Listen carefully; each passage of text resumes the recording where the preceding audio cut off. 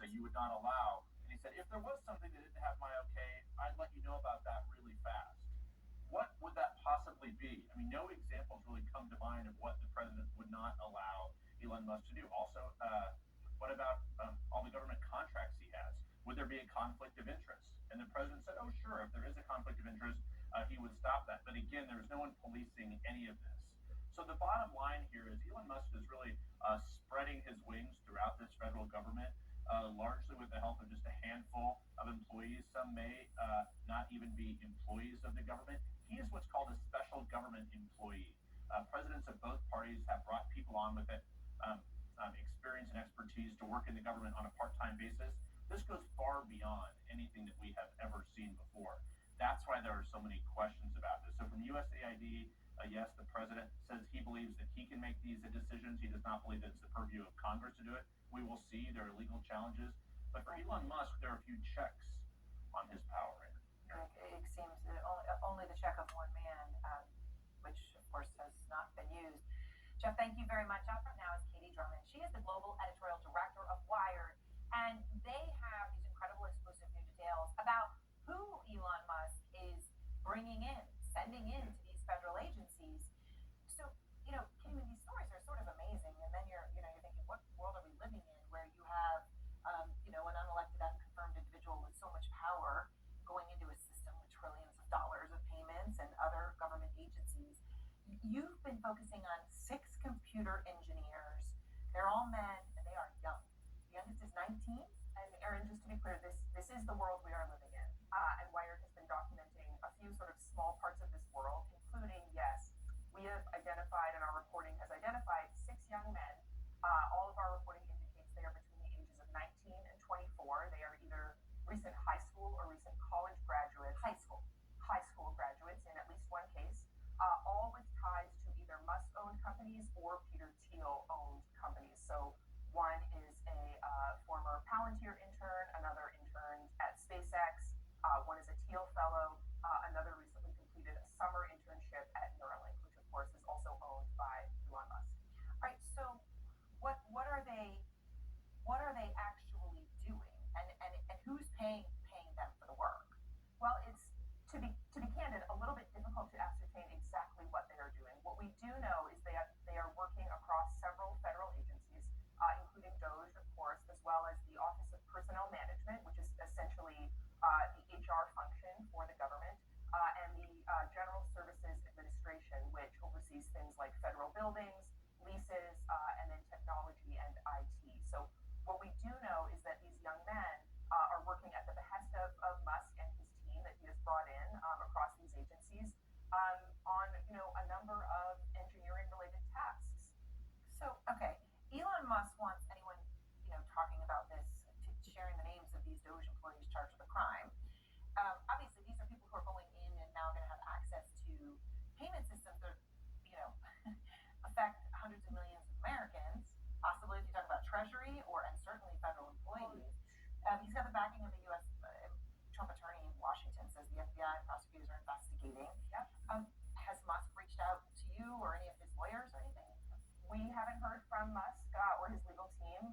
Obviously, what I would say is that our reporting speaks for itself. It is rigorously reported and fact-checked and vetted by our spectacular legal team, and we look forward to continuing doing the work, trying to figure out exactly what Elon Musk and his team are doing inside of these federal agencies. And it's important work, it's brave work.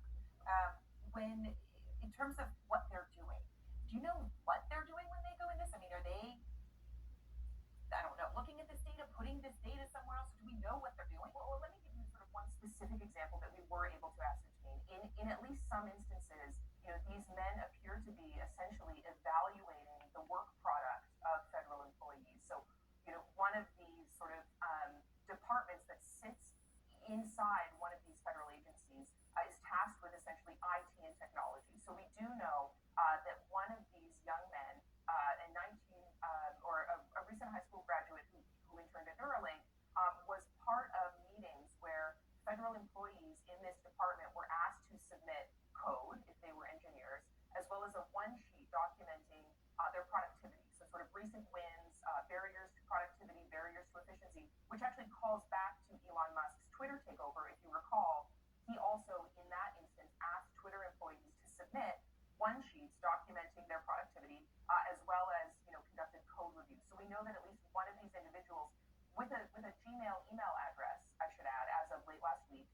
has been meeting with federal workers to review their code and their productivity.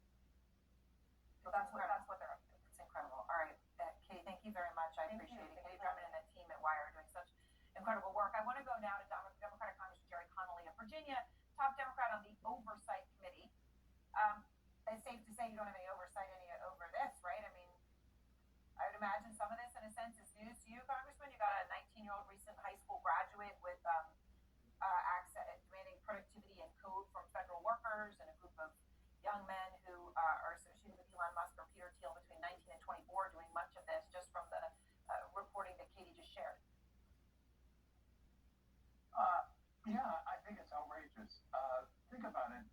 The world's premier development humanitarian aid organization, the Agency for International Development of the United States government, is going to be allegedly shut down or merged with State Department based on the findings of 6 young men from the ages of 19 to 24, hundreds of years of aggregate experience in humanitarian assistance, child and maternal health care, famine relief, refugee assistance, disaster assistance, is going to be thrown out the window by a team of 6 young men just graduating from high school or college.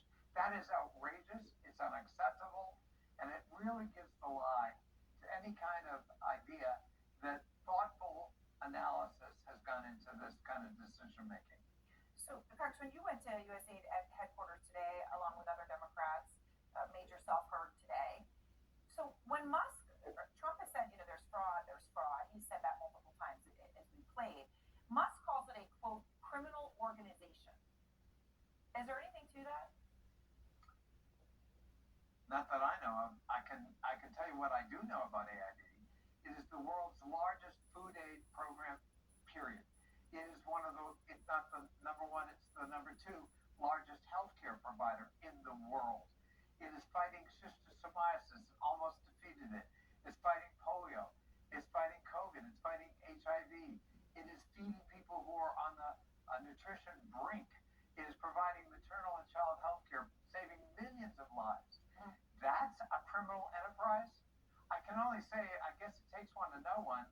A convicted felon, convicted of 34 felony counts, ought to be able to recognize a criminal enterprise when he sees one. AID is not one.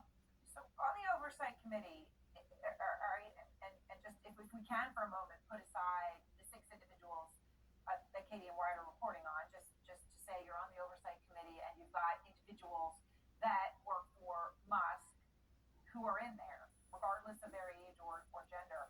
Do you have any idea what they're doing with the data that they're looking at, or whether it's being copied or stored? So, do you know anything about what's happening with it?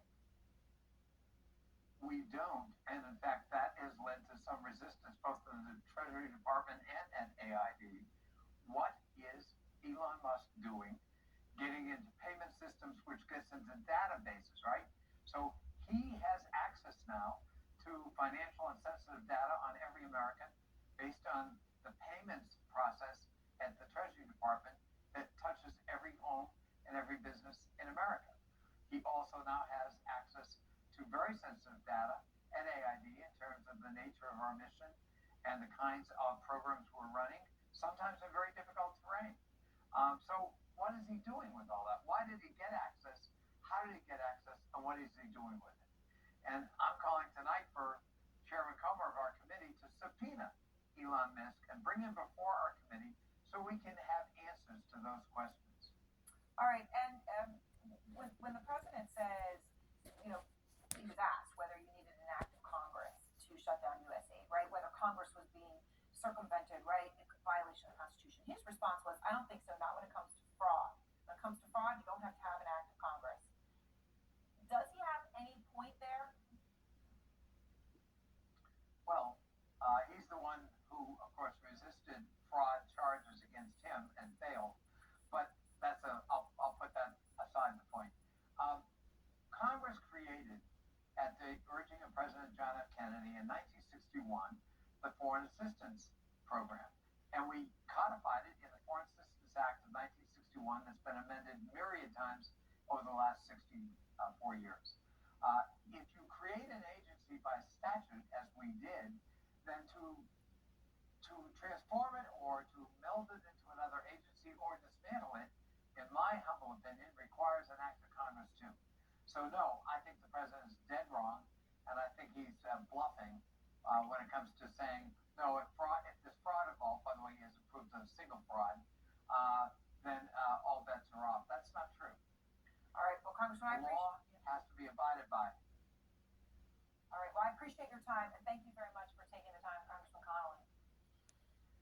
My pleasure, Aaron.